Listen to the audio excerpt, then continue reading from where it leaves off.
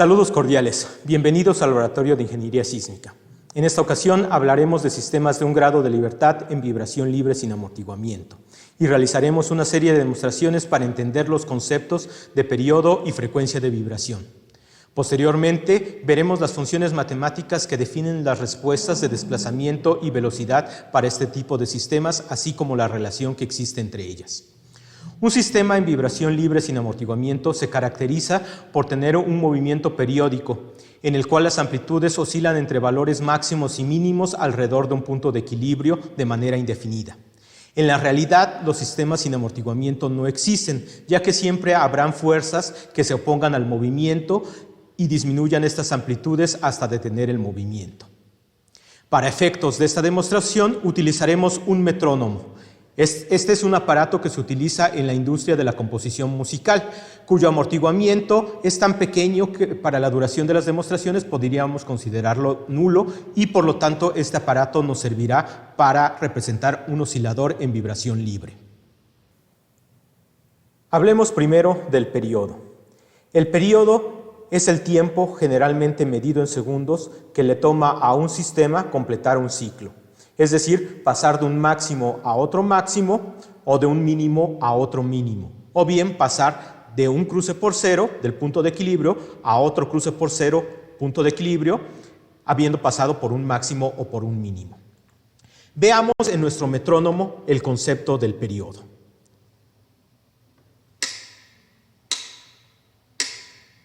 ¿Cuál es el tiempo que le está tomando a este sistema completar un ciclo?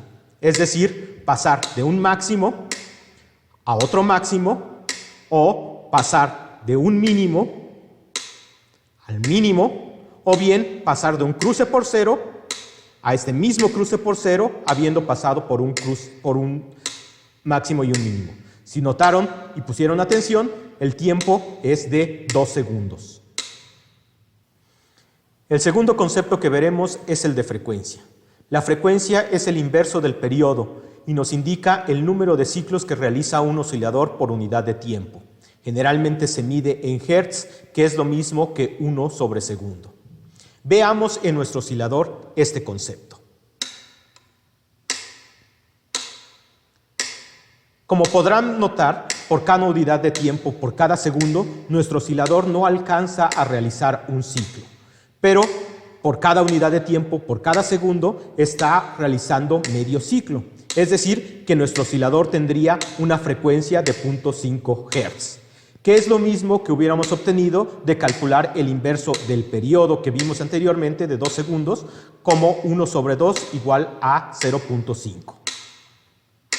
La frecuencia circular es el arco o el ángulo que describe el oscilador por unidad de tiempo si graficamos su movimiento en el círculo unitario. Se mide en radianes sobre segundo y se calcula como 2pi por la frecuencia o 2pi entre el periodo. En nuestro oscilador, la frecuencia circular es un concepto abstracto que no se puede ver directamente en el movimiento.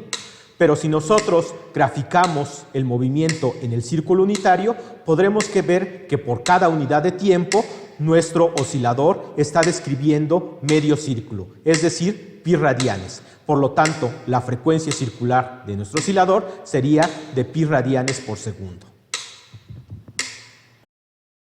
En un sistema en vibración libre no existen fuerzas externas actuando sobre el sistema. Por lo tanto, el movimiento se define a partir de las condiciones iniciales. Estas pueden ser el desplazamiento inicial,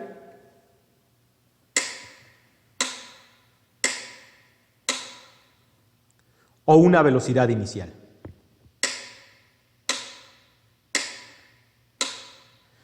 Para que exista el movimiento, alguno de estos valores tiene que ser diferente de 0.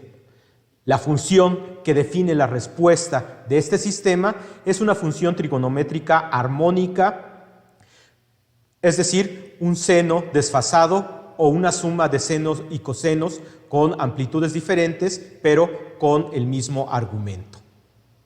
Veamos cómo son las respuestas de desplazamiento y velocidad para un sistema en vibración libre sin amortiguamiento, cuando tenemos un desplazamiento inicial positivo y una velocidad inicial igual a 0. Para nuestro sistema, este punto sería el punto de equilibrio, en donde el desplazamiento es 0, y definamos un eje positivo a la derecha de la pantalla. Por lo tanto, al instante de iniciar el movimiento, tendremos un desplazamiento inicial positivo y la velocidad será 0. Observen qué valores tiene el desplazamiento y la velocidad durante la oscilación de nuestro sistema. En el instante inicial, para el tiempo 0, el desplazamiento es igual al valor inicial que provocamos y es el valor máximo de desplazamiento que va a tener la oscilación. Como el sistema parte del reposo, la velocidad es igual a 0. Al momento de iniciar el movimiento, el desplazamiento va a decrecer y la magnitud de la velocidad va a aumentar, pero con valor negativo, porque el vector velocidad va en sentido contrario al eje que definimos. Al momento de llegar a la posición de equilibrio, el desplazamiento es 0 y la velocidad tiene un valor máximo negativo.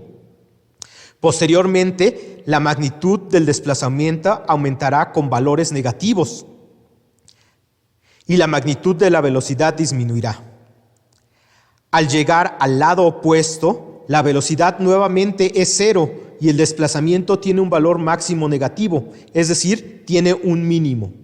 Posteriormente, la velocidad aumentará ahora con valores positivos, ya que en esta ocasión va en dirección del eje definido, y la magnitud del desplazamiento disminuye.